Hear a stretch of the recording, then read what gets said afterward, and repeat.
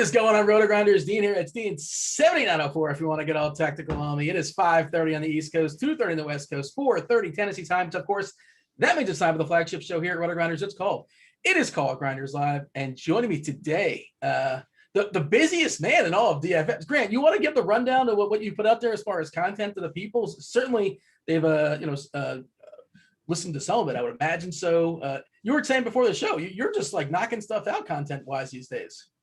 Today, in the last 24 hours, I have had the morning grind last night. Dre, I had Super Draft show this morning. I had another Super Draft show with Brandon Adams. I have this show. I had the expert survey. It's been a busy 24 hours. You think people are sick of you now? They got their fill, they got their quota, and like this is. I am delightful, Dean. No one ever gets sick of me. Let's ask the chat. What up, chat? Hey, YouTube. Feel free to like, subscribe, turn on those notifications. We do appreciate that. Turn the thumb up, smash it. Do you have an adjective of choice, Grant, as far as how to hit the? Do you tap the like? What do you do? What's your? Hit it and quit it. Just sign on to the stream, press the like button, and leave. And then just leave. Well, we like to interact with the chat too. Like they like to ask some questions. Devin, our fabulous multitasking producer, jumps on later and he compiles the questions. They're going to be asking some questions throughout the stream. And if you hit it and quit it, I mean, you can't really ask any questions. No, I mean, I know it rhymes, but still. You know what? When they say there are no dumb questions, that's wrong. Yes, that is 100% wrong. You should still ask them though. Like you're still learning and still kind of figuring stuff out sometimes, right? I mean, there's people that ask. Yeah, like you don't go to the CEO of a company and like, how do I fix a paper jam? But any questions DFS related, you can ask in that chat. Go ahead, feel free. That's how I got fired from the Michael Scott Paper Company. It's so weird you would bring that up. Hey, you want to know about the body parts as far as who's in and who's out tonight? No, I don't. But you can do whatever you want. You're an adult. That was a stupid question because I'm going to say it anyway. They're gonna be firing out for the people. And 7-game slate. It's a weird slate too. Where once again, I mean, I'm sure I don't know how it worked out for you. We were talking pre-show and. Devin, our producer, is on fire. He's been crushing. He'll be joining the show later. Maybe he'll give some picks with people. I have no idea. And you're only as good as your last slate. It's been a very good year for me, successful year, but the last week has not been good for your boy. But that's what's great about DFS. You can snap out of it, clean slate. Ah, son of a biscuit. What just happened? Eric Gord's out. What's wrong with that? I didn't want him to be out. Oh, well, I mean, oh, wow. Wendell Carter is available. That's interesting. I did not see that coming. I don't see the Eric Gordon news. Is that just popped on the RG alerts? You should download the RG alerts. All right. Hey, tell the people about the app that's free. It's RG alerts, RG app. Download it. Tells you what happened. What happened? Things good. Knowledge power. Great sales pitch. That really sold the people for sure. Westbrook is going to be playing in the back-to-back. They do say his minutes are going to be monitored for what it's worth. Let's see. Yeah, Wendell Carter is available. Kind of sort of surprising to me. I know he's been slowly creeping up from doubtful to questionable, but I just thought they were being optimistic. Sacramento, who is a disaster organization, they play a late game. They're on a back-to-back, and they were a mess last night, or we saw a couple of days ago where Fox was ruled out. Bagley was ruled out of nowhere. Fox played last night. Bagley didn't. Now we have Rashawn Holmes at questionable with his knee. I don't know. And Bagley, of course, is questionable too. I thought the Kawhi thing was just like, hey, let's rest him on a front end of a back-to-back, but apparently he's hurt, I guess, or to some degree. He's got a thigh bruise. Yeah, I mean, come on.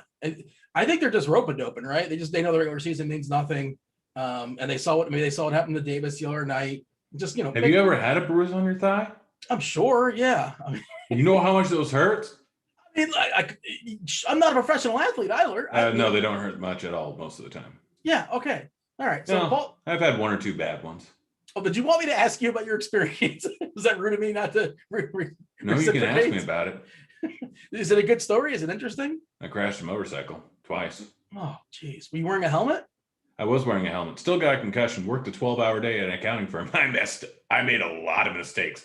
Someone owed way more taxes than they should have. Somebody got audited, and it's totally your fault. Yeah. So Paul George is still out. Kawhi is going to be out, and Pat Beverly is old, and he's going to rest, so he's not playing basketball this evening. So a day that was pretty quiet about an hour ago, and then this is the late game too, as far as the Clippers. That's where we're going to be looking, and it's not necessarily. Is it not going to be a not quiet day, considering that 35 PJ Tucker minutes and 30 plus Eric Gordon minutes open. I'm not saying Tucker is any good fantasy. Wait, Tucker's out? Tucker's out too. When did that happen? Literally when Eric Gordon was out. Why didn't you announce that? You could have mentioned that. I'm right here. I don't like to talk to you. I like to keep our interactions to a minimum.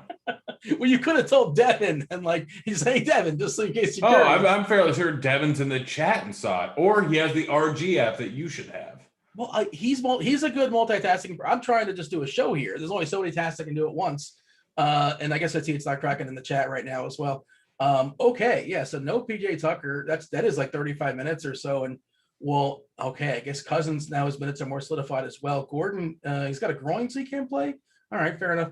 Have you ever had a groin injury, Grant? Yeah. Can you tell us any personal experience in that? Well, it just gave me some antibiotics and it was good. All right. You didn't go to work the next day and botch anybody's taxes or anything, I hope. I don't do taxes with that appendage. Yeah, fair enough.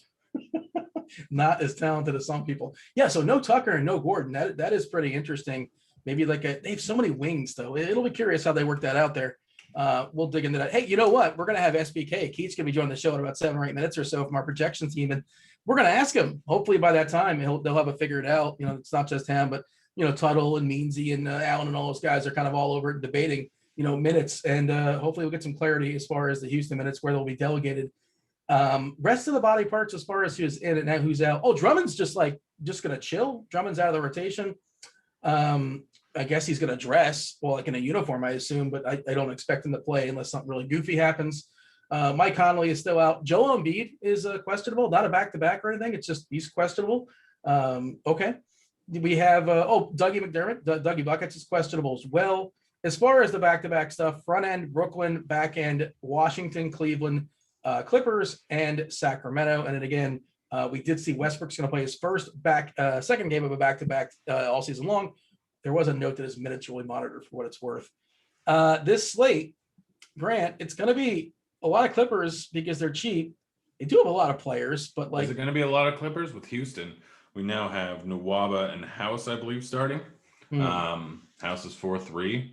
Nwaba is 3-6. We don't know if Book is going to close, so it could potentially mean more minutes for them on the latter end. Without Eric Gordon, the usage, we have very few players to be getting usage. If Boogie's only going to play 26 minutes, we'll essentially have some extra minutes without Boogie on the floor, which means that the entirety of the usage is going to be Wall and other people. It's against Washington. Washington is one of the fastest paced and worst defensive teams in the NBA. So Houston, I think, is now potentially more surprising news and more applicable news than the Clippers, who we kind of know who they're going with. You want Lou Will, you potentially want Reggie Jackson. Morris, people are going to be chasing. I don't know if I will. Ibaka, but on the Houston side, significantly better matchup. They have a 116.5 implied total. I'll go down without Gordon there, but I don't know if it'll go down drastically. I believe I was looking at before the show that Ibaka is the best dollar for dollar play, at least on DK specifically. That may change with the Houston news. Yeah, according to our RG stuff, projected for 28 minutes, 34.5 fantasy points, 5K. That's just short of 7 fantasy points per dollar, per thousand, I guess you would say. So Ibaka looks like a really, really strong play. The Washington thing, it's interesting because we didn't see Len play in the last game. They have a ton of bodies too. And I'm just trying to think as far as Cousins, if he doesn't close, who's their backup 5? Is it Kurucs that just goes small when Kurucs plays 13 minutes or 14 minutes? Does Spalding get dusted off? I feel like there's a really good chance, assuming this game stays tight. And again, this is high and it's tight. It's 231.5, and Washington's the 1.5 point dog. So you're supposed to love this game. Of course, Beal and Westbrook. It's hard to sort of figure it out beyond that. Wagner looks like he's going to draw the start once again. But again, Washington's got a load of bodies, and we saw DMPCD for Len last time. I assume that's going to continue, but you really don't know. But Houston, if I'm counting correctly, is down to 10 dudes, and that includes Kurucs and Spalding, and then just basically a bunch of wings, right? Nwaba, Tate, Brown, Jones, and Ben McLemore. It's hard to sort of parse my favorite amongst those, but yeah, off the dome, I'm with you as well. Tate and Nwaba as well. And House got a little ding the other day for what it's worth, but I assume he's fine. He's giving it a go. And it's not just that game that has a monster total. There's an even bigger one, like winning for us 3 hours after lock. And I guess it's a good reminder, Grant, as far as understanding, especially NBA this season, this time of year. Goofy things are happening. We saw Kawhi get the late scratch. We saw Sacramento do some things. They're on a back-to-back. 243 total. Only a 4-point dog here to Brooklyn at home. Of course, there's no Durant. We have to be interested here in this game, right? Well, one of the big three is out for Brooklyn, so elevate Irving, elevate Harden. And then the Sacramento side, these are two of the worst defensive teams in all of basketball. Let's fire up the defensive ratings. I have it up here. Sacramento is the worst, and Brooklyn is like 6th, but I think that's even worse. Brooklyn, I believe, is 7th. Might be 6th, but you also have to factor in since the James Harden trade, like not having Jared Allen there, not having Taurean Prince there. Having James Harden there has drastically changed it. Yes, they've had 1 or 2 decent defensive matchups, but I think they've hit the over in 8 out of the last 11 games since the Harden trade. Also, we have the 4 fastest teams in all basketball playing tonight: Washington, Golden State, Chicago, and Brooklyn.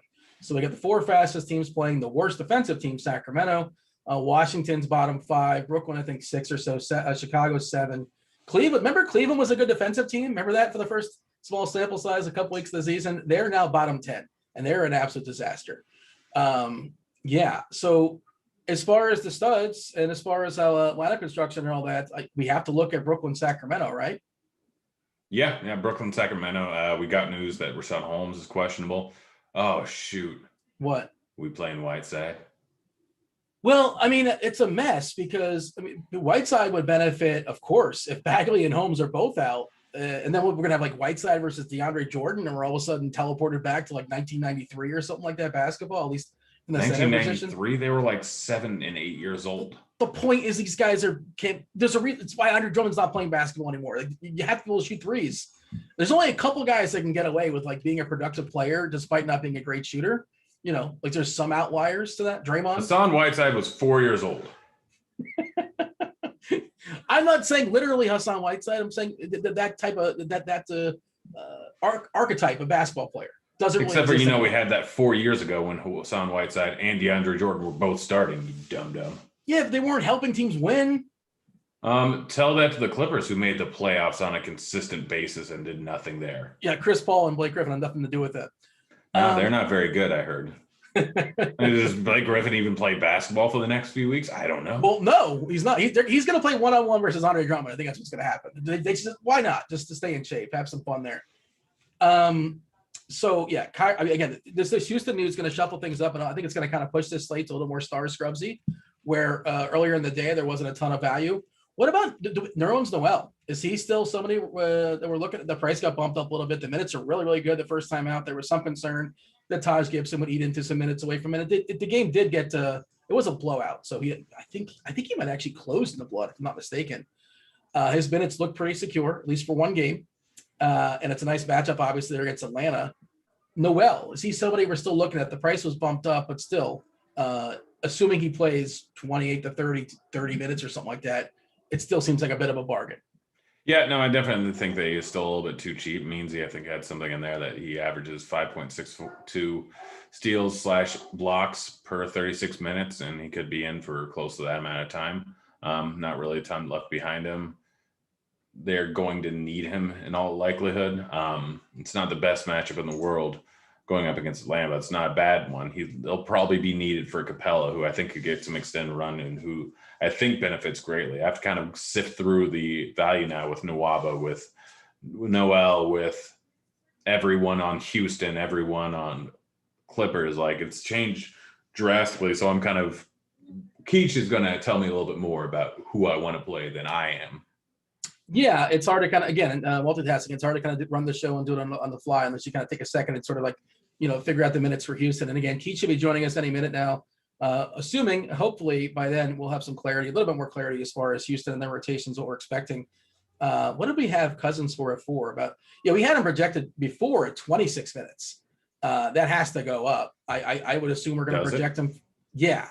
I mean, it's possible, I suppose, he plays 26 minutes, but again, who plays the 5? And I guess Washington, I suppose, We've never seen Houston play, a 6'5" guy at the 5. Never happened. Well, that guy was PJ Tucker. He's not available. Yeah, because they're going against some elite big guys over in Washington. Well, that's the thing, is that Washington, I suppose, can go super small as well, too.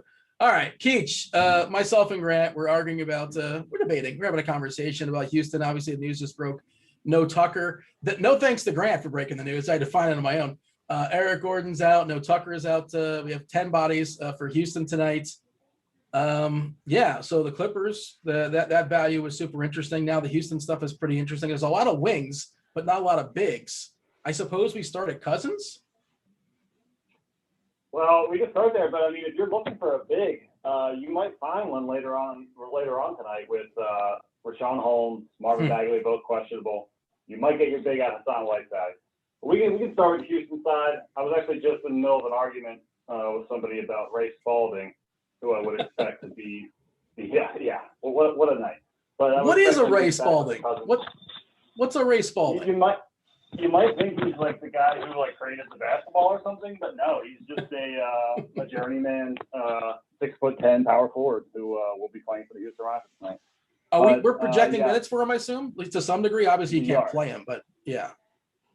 Yeah, we are. We have him. I'm actually kind of watching we're still adjusting the Rockets as we speak, but he's currently sitting at 12 minutes. That might fluctuate slightly, but yeah, we'd expect him to kind of be the guy behind Cousins. At this point right now, we have Cousins at 28 minutes. His playing time has kind of been down the last like 3 games. I think he's been kind of in that like low 20s range, which for him is not a good place to be. He's not really been producing at like the high per minute clip we saw him at like kind of earlier in the year, but still a pretty healthy number. And with now no Gordon and really just Wall in terms of playmakers on the floor, we have him at about a 1.41 fantasy point per minute mark, which is up there. And at his price, obviously, he's a pretty enticing play. John Wall, we have a massive projection for now. Danuel House, David Nwaba, Sterling Brown are all kind of guys that are like on the fringe now of being viable. Jayshawn Tate's another one. I think he's probably my favorite, actually, of those 4. So, yeah, I think a lot of people going on the Houston side. Mason Jones, Ray Spalding, 2 other guys back in the rotation, but not DFS options tonight. Yeah, and just what do you think of the other side as far as running it back? You know, Westbrook, the minutes are monitored. I don't know what that means. We never really know what that means, and it's case by case depending on the coach sometimes. Beal's obviously a strong player. Everybody else is kind of sort of wild cards. And if we saw Alex Len kicked out of the rotation, we see Alex Len playing and getting 40 fantasy points the next day. You know, the ceiling and the floors are so crazy in some of these guys. Do you have any takes as far as Washington, or it's just like throw some darts outside of Westbrook and Beal?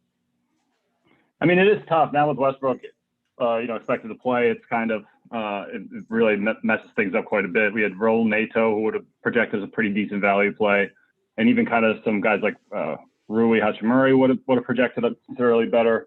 Even Garrison Matthews would have projected a little bit better. But yeah, with Westbrook in there, that kind of muddies the water for everybody, Bradley Beal included. We did see Mo Wagner obviously get some run at the center spot. Probably overdue, given how bad Alex Len has been in spots. Although he's kind of had his good games too, but they seem to, I guess, have gotten enough of a look at him. We still have Wagner at 21 minutes, same projection as Robin Lopez. We expect them to more or less split minutes, but it's a pretty unpredictable situation still. Wagner's not a guy I want to roster for DFS purposes. So if I'm looking in this direction, it's probably just Bradley Beal if you're trying to run it back. But you could, I guess, get on the Westbrook train too if you think his minutes aren't going to be limited too much. You had a little more time to digest, and apologies for my phone. Unbelievable. I can't. Is it a good idea to tweet out Dean's landline number during the show? It would be amazing. This is why you don't have it. You cannot be trusted. You're not in the circle of trust, Grant. So we've had more time as far as the Clippers. Talk me through that, because that looks like the place for value. The Clippers and Houston, and then you get everything else you want around that. I mean, there's under Owens Noel. If McDermott doesn't play, maybe Lamb gets elevated or something like that. We don't really know what's going to happen there. But what do you expect out of the Clippers tonight, and who are the ones that are popping the most for you? Because I was thinking on DK especially, like Ibaka seems like a really strong price. Not a great matchup, obviously. They're against Miami. Their defense is pretty solid. But Clippers thoughts? Ibaka is interesting at 5K. We have him projected for 28 minutes right now. With like the Clippers relatively kind of healthy, like he has kind of been in that like 20 to 22 minute range over the last like week or two.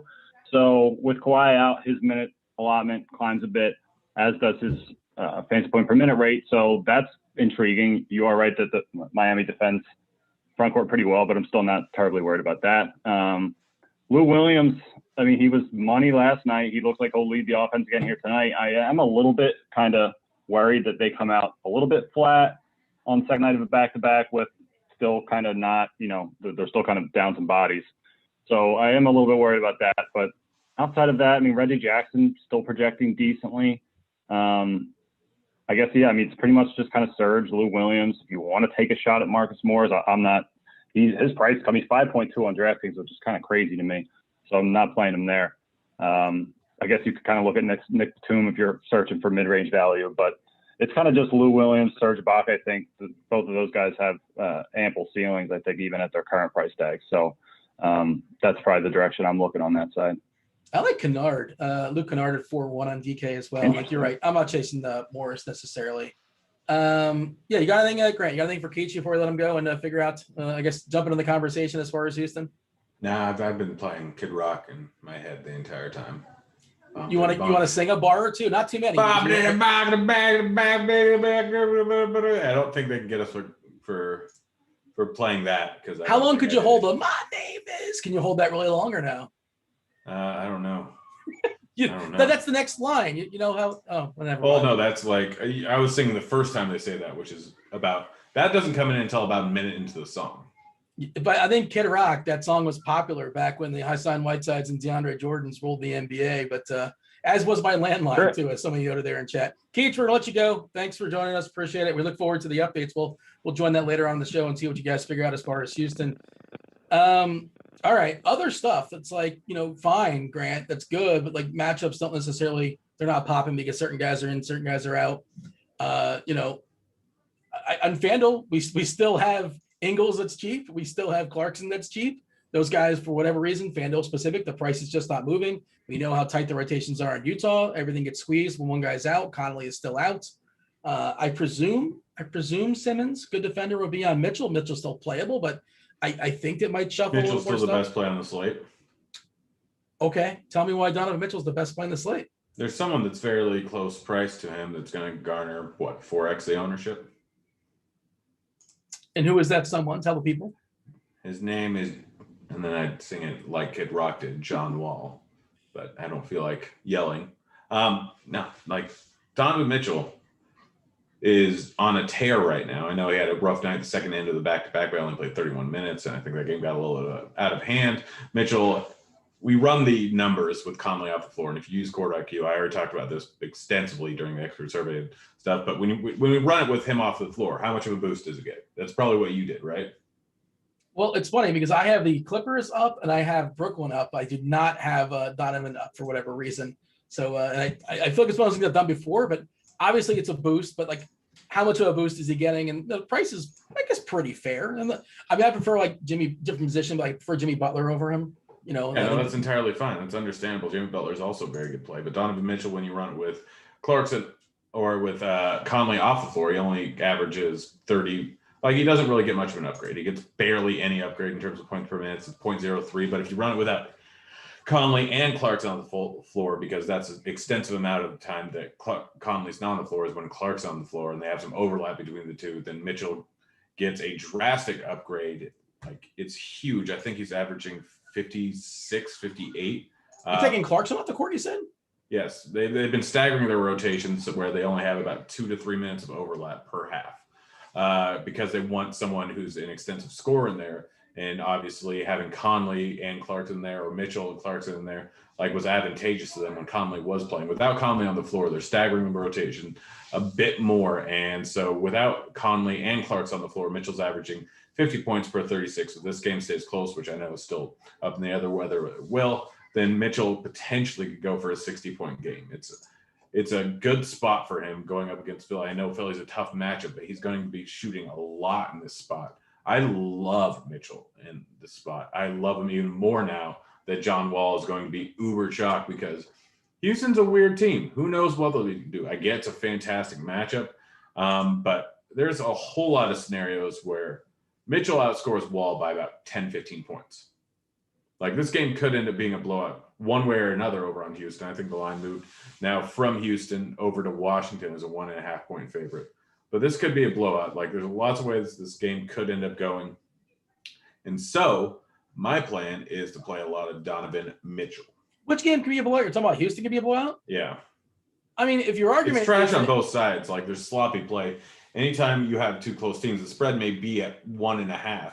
That's because roughly 50% of the time Houston's going to win, roughly 50% of the time Washington's going to win, roughly 25% of the time it's going to be a trash game altogether, and one team blows the other one out because one guy gets hot and does everything. I would just counter, if your argument is that the Houston-Washington game could blow out, then you can argue any game can blow out. And any game can blow out. Like, that's absolutely possible. Spreads aren't about how close the game should be. It's the chances of one side hitting or the other side hitting. So this is where it's advantageous to play alternate lines. Did somebody bet you to say advantageous as many times as possible this show? It's Smash the over. advantageous for me to do so. I don't know. What's a synonym for advantageous? I don't have a good one for that. Positive EV? I mean, that's a word in 2 letters. That's too much. Whatever, man. It's What's another word it's for the same synonym? number of syllables, but that's beside the point. I hit the refresh on our lineup HQ stuff. I'm pulling up Houston specifically to see what the boys came up with.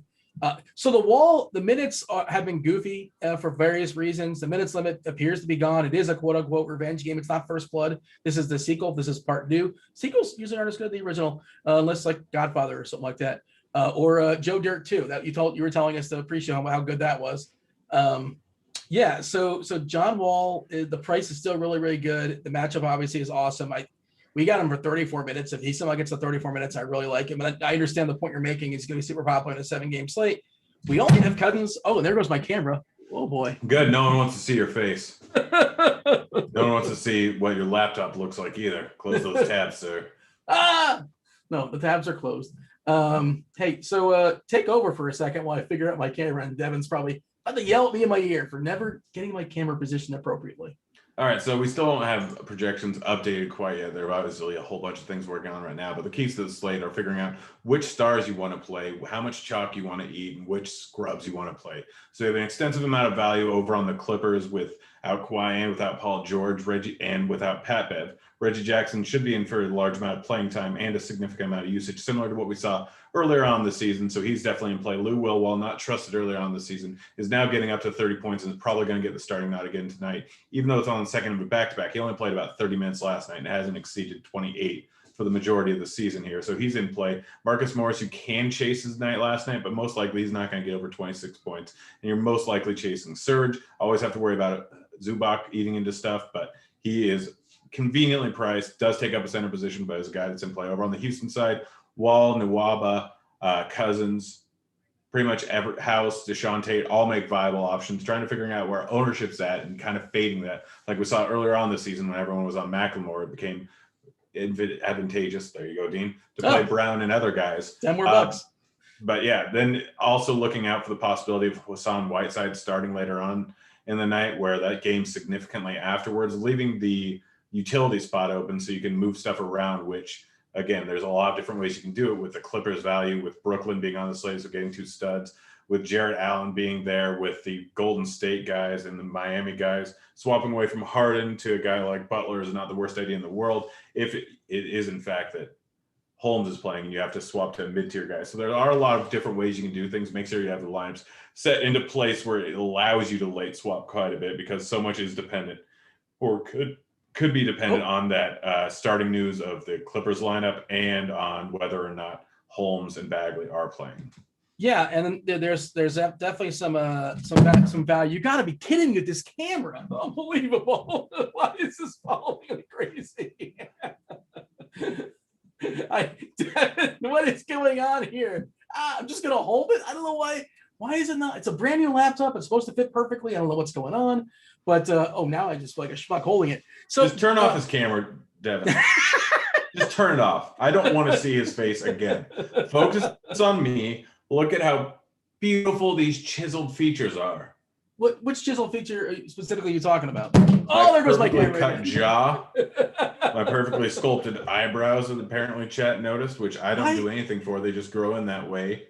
These eyes that are piercing. I'm not enjoying this. Groomed beard. This is hilarious. I'm going to throw this camera across the room. Devin, I'm going to use my laptop. Unplug. Yeah, use your laptop camera. I don't care how grainy you look. It can't be any worse than looking at the back of your hand for like 10 minutes. Well, all right. Devin's going to take care of it. He's probably going to make fun of me because I'm got a screenshot. Just put a video of a baby trying to build blocks the first time and can't figure things out, because that's essentially what we have. Dean, you called it. You called it for sure. I definitely just put a screenshot up for your face. So. Oh man. What an idiot. So I was trying to say before I was rudely interrupted by my camera, I just ran optimals using our lineup HQ. I maxed it out at 70% grant, no more than 70% for one player. So the players that popped up, 5 Rockets, the first 5 guys between 50 and 70%. Then we have Kyrie Irving, and then 2 Clippers, Reggie Jackson and Serge Ibaka. And then we have your boy Mitchell sprinkled in, Harden sprinkled in, Jared Allen. Of course, there's no Andre Drummond, so he should be fully unleashed. We talk about Nerlens Noel. You could spend up on a guy like Curry, a guy like Gobert. How do I get different? Or is that just what I'm supposed to do and not try to get different because it's a great matchup? The rotation's pretty tight and the players are cheap on Houston.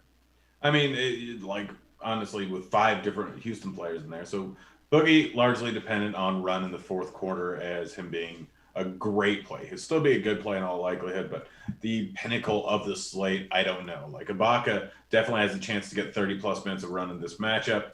Will he? I don't know. Like there's a lot of different variables. The chances of a blowout in Washington, we're getting that much projected ownership on a guy like Wall and Cousins. So just think about direct pivots.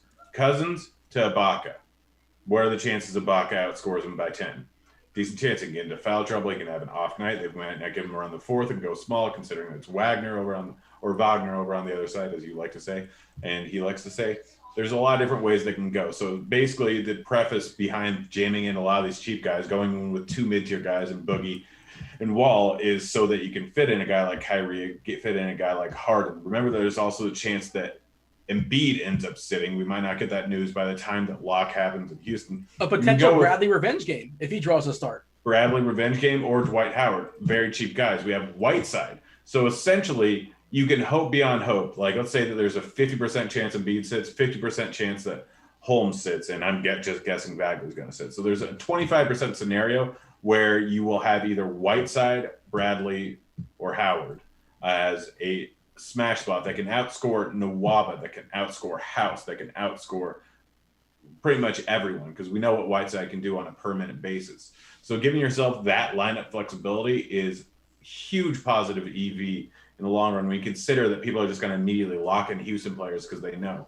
But realize that you can move stuff around. There's enough stars and mid-tier players. We have Harden at 10.6K. We have Kyrie at 9K. We have Butler at 8.2K. We have Mitchell, who is a little bit earlier game, but not too much earlier. So we will have the Dwight Howard or the Embiid news and likely the Rashawn Holmes news at the start of that. So you have guys between 10.6K all the way down to about 7K that you can swap onto, and then even lower than that with Lou Will and stuff. So you can mix every single lineup around. I'm not saying to full-on fade the Houston game because that's not a good idea, but you can fade the Chicago game, you can fade the Atlanta game entirely, and you can use 1 to 2 pieces knowing that you can change most things around in your lineups for those late 4 games to fit a build that is going to be drastically lower player ownership. And you don't have to worry about people swapping off of their players later on because everyone on Houston is going to be hugely owned.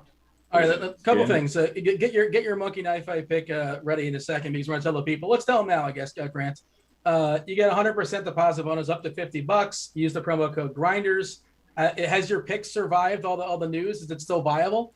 Yeah, Simmons and Mitchell under 39.5 fantasy points for Simmons and over 36.5 for Mitchell. That Mitchell's just ridiculous low. 36.5 fantasy points is just asinine. Simmons probably a bit too high at 39.5. There's multiple different ones that you can go there, but anyone that has Mitchell fantasy points at 36.5, just hammer the over. Simmons also on the chance that Embiid misses, chance of a blowout also heightens the possibility of him getting under. Plus, he hasn't done great when Embiid's been out multiple times this season. All right, Devin's going to join the show in just a second. He's been compiling your questions there in chat. If you guys still want to fire some questions, he's probably still compiling. tell us, what site we're talking about. That makes it a lot easier as far as answering the question. And as a cash, as a tournament, we mentioned the lineup HQ. I was talking about that, the optimizer as well. If you guys want to use that at your own leisure, you can get $10 off the first month. You can do it just for one sport, a la carte. You can do it just basketball, or you can get it for $10 off all the sports, with the exception, I believe, NASCAR. That is an a la carte product. Also, the FanDuel single entry series that RG sponsors, new week. They're upping it up again. This is the single entry $100 tournament. I'm in that tonight. Hopefully you guys can join us. I love single entry tournaments. I play that. Basically, that's one of the first contests I enter every single night in FanDuel. It's a good tournament for sure. What else do we want to tell the people? I was just going to say, Grant, Houston's the first game. Sacramento's the last game. Like, worst case scenario, you have the Clippers, and the Clippers stuff is pretty good too. But like, if there's a scenario where Hassan Whiteside's going to play 30 minutes tonight somehow, again, I don't know how he plays 30 minutes versus Brooklyn, especially when they kick Jordan off the court. But he doesn't need to play that many. But if he plays 27, he should be able to get there. Not a great basketball player in real life, but a very good fantasy player. And that's all we care about for our purposes. All right, Devin, come join the show. Well, what picture are you showing of me? Am I fully flustered? It's been a funky show, and I apologize on behalf of my terrible webcam. We'll call this your 7 face. Okay. All right? Well, yeah. OGs from chat will understand. Yeah. There you go. It's a throwback for the old school people. Do you have a bunch of questions compiled for us from the chat? I do, and I'm actually just getting one more real quick from our friend Matthew. All right, let's start at the top. Jared wants to know, is it viable to only play the late games and wait for news? Yes. Well, no. I wouldn't say only. Get one Houston player in there. One's going to go off. One's likely going to be in the maximum lineup.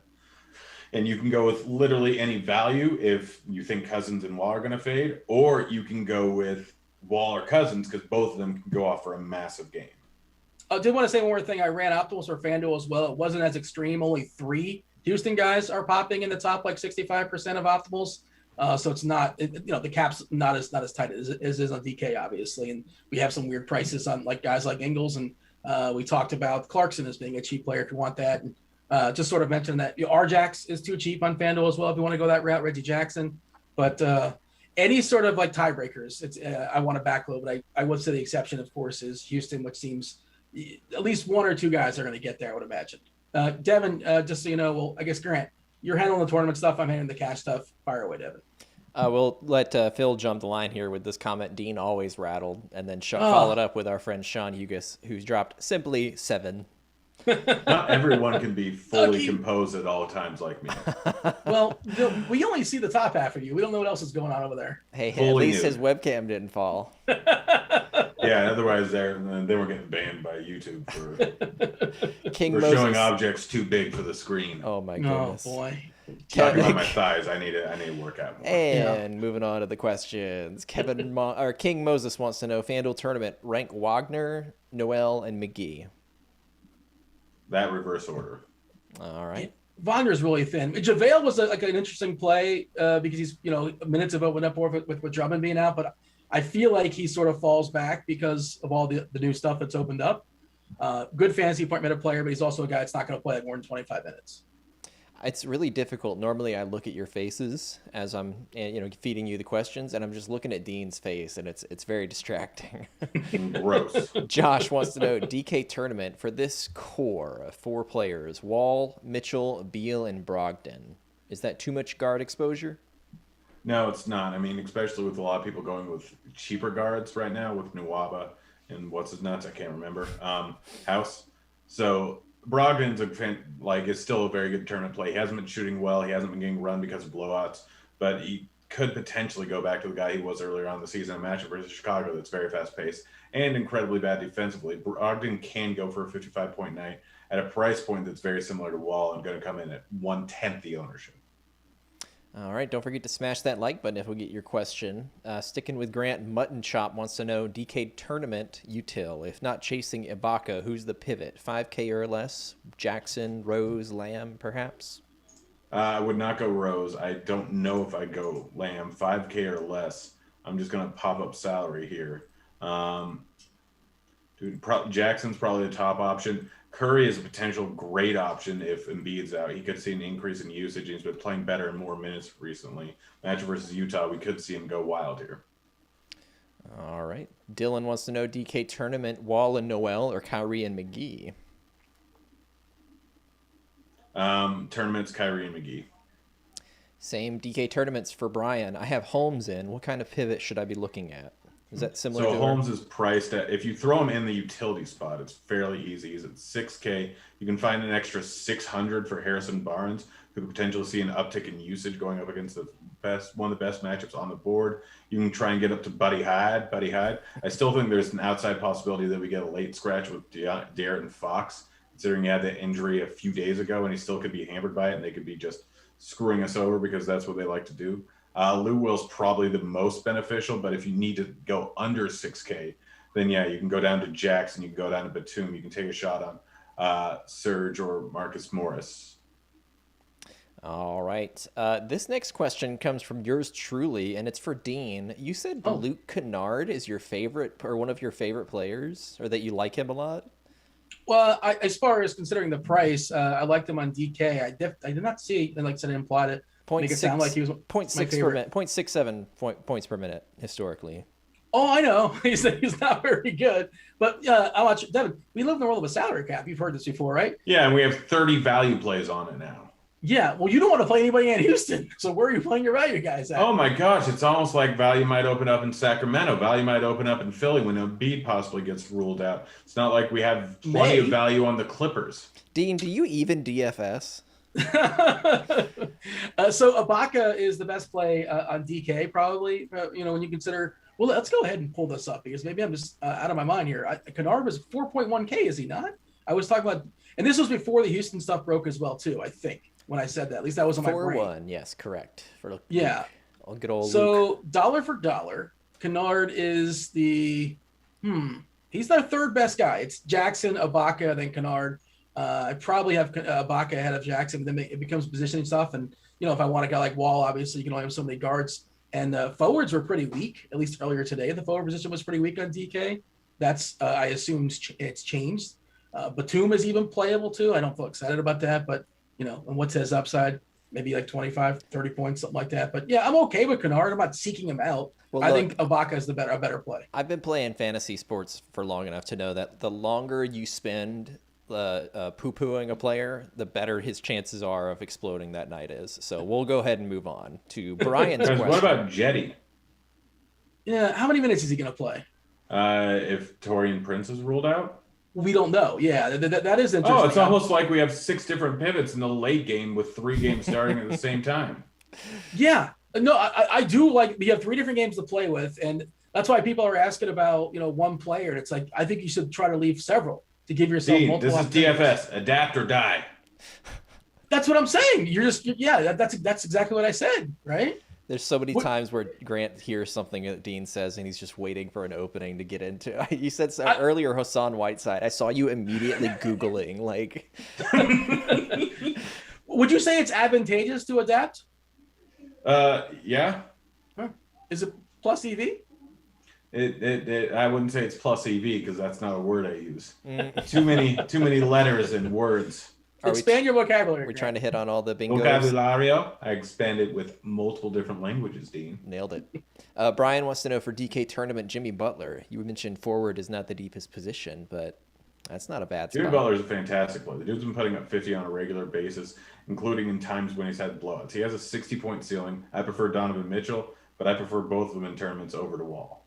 Matt? I like Butler. That defense is weakened for the Clippers with the absence of Kawhi and George, and we're talking about guys like Beverly's out, but I mean Arjax and Batum and Kennard, get out of here. Shocker, Dean's a fan of his Miami Heat. Matt wants to know for a FanDuel tournament, same price, Ingles or Joe Harris? I'd go Ingles. Eric asked for DK tournaments, any thoughts on Ben Simmons, and if so, what about Clarkson on the other side? I don't hate Ben Simmons. I prefer him if Embiid's in the game. His price tag's nice. He's going to get less ownership now with all the news. So he's definitely a guy that you can use, but he's not my favorite. I still prefer guys in the slightly lower price range in Mitchell and Butler. All right, just a little under 5 minutes left. Marcus wants to know for FanDuel tournament, Utah stack, would you do it with Bogdan, Mitchell, and Ingles? I'd go, yeah. I mean, I wouldn't use Bogdan and Ingles together. I'd rather throw in a guy like Clarkson coming off the bench, taking up the usage. Mitchell and Ingles don't have a huge negative correlation, so I like throwing them in together. But if I'm going with Ingles, I'm probably not going Bogdanovich too. All right. Philip asks, DK tournament, what's your best center to play, dollar for dollar? Tournament? I mean, Embiid's likely not to get a huge amount of ownership, but we don't know if he's going to play. Jared Allen's probably the best one against a Golden State team that really doesn't have a ton of size. All right, moving on to, yep, that's me. Are we concerned with using too many Clippers with Miami's solid defense? Sort of the bookend to our first question. I mean, they still have a 107.5 implied team total, and their highest price guy is Lou Will at 6.2. Yes, they have enough guys to go through the rotation, but there's going to be a few guys that end up with over 30 minutes, just like there was last night. Jackson, Lou Will do negatively correlate to a slight extent, but their price tags are low enough where they can both end up drastically exceeding value. So yes, it's a tough matchup, but they're currently sitting at 3-point dog with 107 implied team total. So you froze. Yeah, you took a deep breath and froze right as you took that deep breath. Matthew wants to know FanDuel tournament, Sabonis and Randall. I don't like Randall. I don't mind Sabonis. Just so much other stuff has opened up. Well, the thing with FanDuel is that I think that's where you're supposed to save money, right? We talk about Noel's pretty cheap. Allen's a mid-tier guy. Ibaka's pretty solid as well, too. But that feels like a way to be different is just spending up for Sabonis and Randall, who's fine. I just feel like chiming in. I just want to let you guys know I'm still here. We could ask some cash questions if I anybody walked has away them. for a few minutes. We can't tell because it's still just your image on the screen here. Stoltzy asks, DK tournament, Bruce Brown or Bielitsa? Oof. And Bielitsa could be in for some extra run with both Bagley and Holmes potentially out. So I go Bielitsa, but be ready to change stuff around if they both get ruled in. I would just mention the Brown thing was for defensive purposes. That's the coach mentioned, but like it is possible he might start again for defense. He started last game, and that's always, you're not really sure what it's going to be. But it might happen once again because Brown is their defensive stopper by default. Dean, you mentioned the FanDuel single entry series. Are you playing it tonight? Yeah, I'm in there. What's your favorite single entry play for FanDuel? Oh man, it's gotten blown up. I mean, I feel like I'm going to be super chalky, and I imagine I'm going to play Wall. I imagine I'm going to play Harden. You know, one of the guys out, you know, for the Brooklyn. Go with Mitchell instead. Well, I feel like I'm probably going to play Clarkson to save salary. Again, whatever I built is. Oh, because we need so much salary on this slate. Well, I mean, I don't want to play Cousins, but I'm probably going to play Cousins on FanDuel. Doesn't feel. It might be Ibaka. It might be like Allen and Ibaka, and I might forgo Noel. I'm not certain. I can't say with any sort of full confidence because, you know, once I get in there after the show, things have already changed. But I don't have a definitive answer for you, unfortunately. Maybe I'll come up with the next minute. 10% of an answer from Dean. We got just about a minute left, so we'll end with Eric's questions. We already got to Bogdanovich. Sexton or Wiggins? Wiggins, but not by much. All right, Dean, Green, Hulk, take us home. Maybe if I can get the Butler. I don't know if it makes sense as far as the bill, but I do like Butler tonight. I think he has a big game. He's one of those few people that doesn't really hit threes that still survives in 2021. He drives at a basket a lot. He's only got like 4 made threes all season or something like that. All right. That was the show. My apologies on behalf of my terrible webcam. Thanks everybody for interacting and, you know, goofing on me, rightfully so. My phone went out. My camera went out. Pets' heads are falling off. Hey, hit the like button. Do subscribe. We do appreciate that so we can keep pumping out the show free of charge. You guys know if you want some RG content, get $10 off the first month. The link is there in chat as well. If you guys happen to be premium members, stay tuned. You got one Andy Means along with Kevin Roth. And maybe is it STL cards? Maybe is it Tuttle? It's Tuttle today. It's STL. Oh, look at that, Devin. Steering me. Wrong direction. Or maybe I misheard you. My apologies. Yeah, so stay tuned for crunch time. Dean, say Hulk smash. Hulk smash. That was a terrible one. Great big. All right. Yeah, that's the show. That was Grant. That was Devin. You were the chat. This was basketball. Thanks for watching. We're out of here. Oh! You suck, Dean.